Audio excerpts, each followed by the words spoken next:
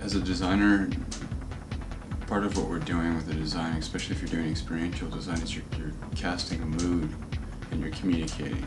And the mood is kind of backing up what you're saying. If you're doing something that's more, like for a client, it might be a little bit more corporate.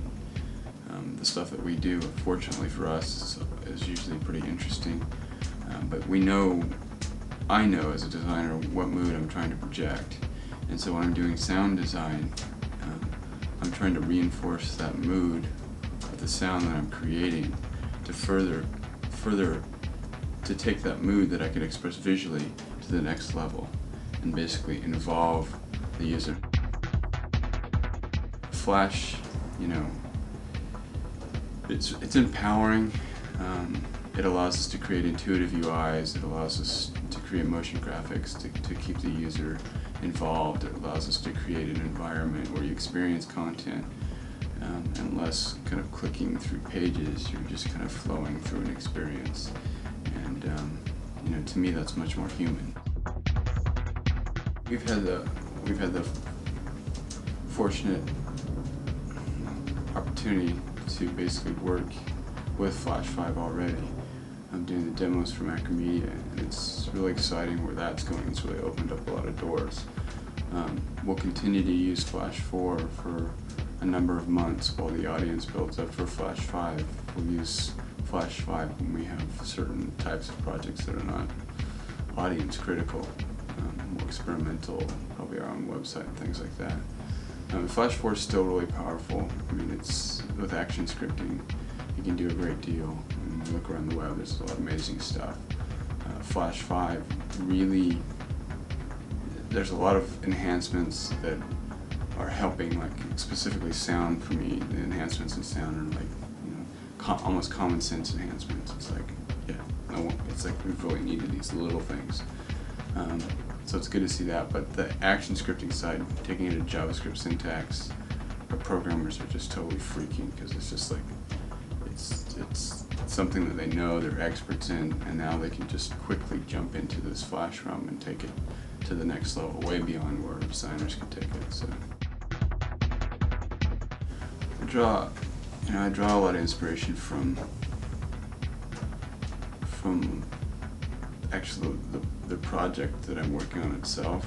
I mean, they all have problems, and I try to think through those problems, and I find concepts and things that excite me about that particular project within it, whether it's the culture that we're talking to or the company, certain things about that. I'm usually very inspired by the project itself, and the design draws a lot out of that. But I also draw inspiration visually, driving down the road, just seeing things, images just flash. I don't know what it does in my brain, but I get a lot of ideas driving down the road. I go to bookstores and I just rapidly fly through books, do the same thing. I don't know what it is about the rapid visual thing going on, but it seems to inspire creativity in me personally, and also people watching. It's like being from Southern California, I like to go to Disneyland just to sit on a bench and watch people, because it's like this collision of all these lives that are so radically different from all these different walks, and you get this like snapshot of these cultures clashing that you'll never see again. It's just kind of this weird kind of juxtaposition of life going on. As a designer, I still think I'm just a novice. There's so much to learn. I'll never, I hope that I can never say I'm an expert designer. I hope that I just continue to learn and evolve and change.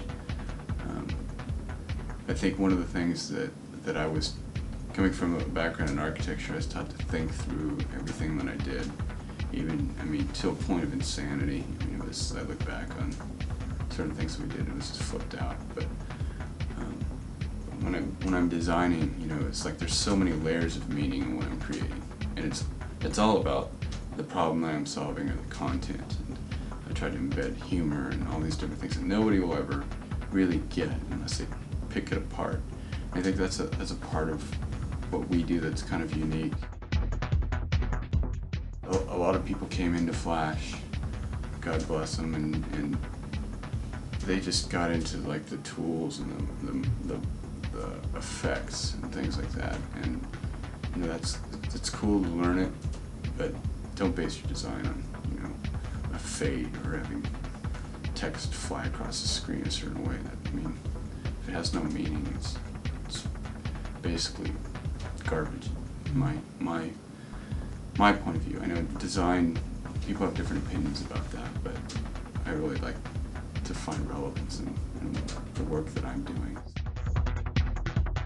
The two things about the web that really excite me are the coming together of all the global cultures. I mean, there's this gathering, this community across the world, and in the design world, I think it's kind of revolutionary. I think we'll look back on this period and we'll compare it to the Bauhaus movement. I don't think there's been anything as strong since, because it's just, there's this nexus of all this concentrated energy and creativity that's quickly shared, and so everybody is kind of pushing and evolving everybody, and it's like you can see the influence it's having on all the other mediums. I mean, I don't watch television, I don't have television, I check in, I get visiting certain people and I see what's going on, so I get this really clear picture of the evolution of what's happening on broadcast design, and it's amazing how much, like, Flash in general has influenced design in other mediums. So it's kind of cool that that's all coming together through the web. And the other thing that excites me is the culture is so genuine.